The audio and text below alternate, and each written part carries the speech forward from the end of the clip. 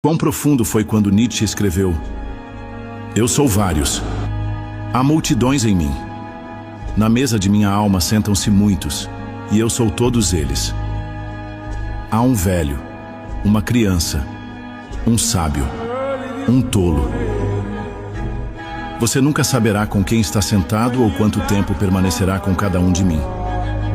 Mas prometo que, se nos sentarmos à mesa, nesse ritual sagrado eu lhe entregarei ao menos um dos tantos que sou, e correrei os riscos de estarmos juntos no mesmo plano. Desde logo, evite ilusões. Também tenho um lado mau, ruim, que tento manter preso e que, quando se solta, me envergonha. Não sou santo nem exemplo, infelizmente. Entre tantos, um dia me descubro. Um dia serei eu mesmo, definitivamente. Como já foi dito, ouse conquistar a ti mesmo.